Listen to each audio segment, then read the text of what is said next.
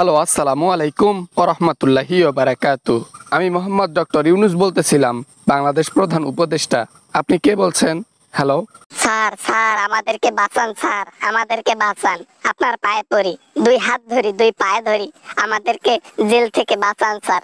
আমি আর সহ্য করতে পারছি না স্যার, আমাকে বাঁচান স্যার। আপনি কে বলছেন? কাকে বাঁচাবো? কিসের বাঁচাবো? বুঝলাম না তো। কি ভুলভাল বকতেছেন? আগে পরিচয় দেন, তারপর কথা বলেন। আপনি কে বলছেন? কিসের বাঁচানোর কথা বলতেছেন? স্যার আমি জনপ্রিয় সঙ্গীত শিল্পী মমতাজ বেগম বলতেছিলাম স্যার। আমার পেছনে তো স্যার বড় বড় টিম দিচ্ছে, যেগুলো আমার একদম সহ্য হচ্ছে না, আমার ভাল লাগতেছে না স্যার। আমি আর জীবনও আওয়ামী লীগ করবো না, আমাকে বাঁচান। সব অপরাধীর শাস্তি নির্ধারিত করে আইন, আর আইনের উপরে কোনো কিছু হয় না, ঠিক আছে? তাই শাস্তি তোমাকে পেতেই হবে। অপরাধ যখন করেছো তখন শাস্তিটুকু মেনে নাও, ফোন রেখে কাজ করো। স্যার আমি আমি জিন্দিগিতে আর আওয়ামী লীগ করবো না স্যার। আমি জিন্দিগিতে আমি কেন যে আওয়ামী লীগ করতে গেছি, এই হাসিনার জন্য। ও আমারে জোর কইরা আওয়ামী লীগ পদবি দিছে। এখন আমি কি করব স্যার? আমাকে বাঁচান স্যার, আপনি ছাড়া কেউ নাই। ৩৬শে জুলাই যখন ছাত্রদের উপর হামলা চললো, তখন যদি তাদের পক্ষ নিয়ে তুমি তাদেরকে, যাদের দল করেছো, তাদের বিপক্ষে কথা বলতা, তাহলে একটা ভেবেচিন্তে কথা বলা যাইতো, কিন্তু সেটা হবে না, আর সম্ভব না। তুমি যে কাজ করেছো তার শাস্তি তোমাকে পেতেই হবে মমতাজ। স্যার স্যার এই হাসিনা আমাকে শুধু বলছে, সংসদে কেউ সত্য কথা বললে, কেউ কঠিন কথা বললে, সেই সময় যেন উঠে আমি গান গাই আর সবার মনোরঞ্জন করি।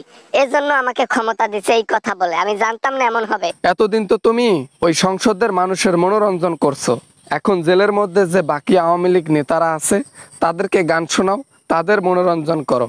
বুঝছো মমতাজ? ফোনটা রাখো রাখো, কথা বলতে পারছি না। আওয়ামী লীগের নেতা খেতা যে এত জারুয়া স্যার, কি বলবো। জেলের মধ্যে আসছি আর আমাকে দিতে বলে। কোনটা জানেন? যেটা জেলের বাইরে দিতাম সেটা জেলের মধ্যেও চায়। মাথাটা নষ্ট হয় না? আর ভাল লাগে না এরকম টর্চার স্যার। আওয়ামী লীগ সদস্য যারা, আওয়ামী লীগের যারা এমপি ছিল, সব অযোগ্য নেতা ছিল। তারা দুনিয়ার মধ্যে না, বাংলাদেশটারে মাইরা খাইছে। নিজের পকেট গরম করতে গিয়ে জনগণের পকেট ফাঁকা কইরা শেষ করা ফেলাইছে দেশ।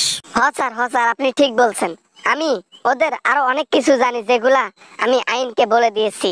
আমি আইনের লোকদের বলে দিয়েছি যে তারা কোথায় কত কোটি টাকা নিজের পকেটে ভরেছে, এবং হাসিনারও। হ্যাঁ হ্যাঁ, সত্যটা আইনের কাছে গোপনটা রেখে ওই তুমি সত্যটা প্রকাশ করে ফেলো, বুঝছো? এতে তোমার কি হবে জানো? একটু শাস্তি কম হবে, তারপরও তো একটু নিস্তার পাবা। হয়েছে, কথা বলা হয়েছে, এখন আর কিছু বলবা? স্যার আপনার পায়ে পড়ি স্যার, আপনি ছাড়া কেউ নেই স্যার। শুধু আপনার একটা কথার মধ্যে আমার এই সারা জীবনের জেল থেকে মুক্তি পাওয়ার একটা আশা আছে স্যার। প্লিজ স্যার, আপনি যা করতে বলবেন আমি তাই করব স্যার, প্লিজ স্যার। যে আশা নিয়ে তুমি আমাকে ফোন করছো, ও আশা কখনো তোমার পূরণ হবে না। আমি চাই না কোনো অপরাধী আমার কারণে ছাড়া পাক। আমি চাই যারা অপরাধী তারা যোগ্য শাস্তি পাক। বাংলাদেশের মানুষ এতে খুবই শান্তি পাবে এবং তারা খুশি হবে। আমি দেশের মানুষের খুশি চাই, কোনো স্বৈরাচারের দলের নেতার খুশি চাই না।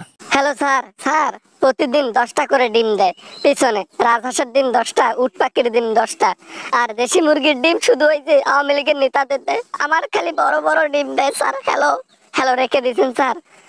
কি করব এখন আমি? হ্যালো হ্যালো স্যার, আমারে বাঁচান স্যার।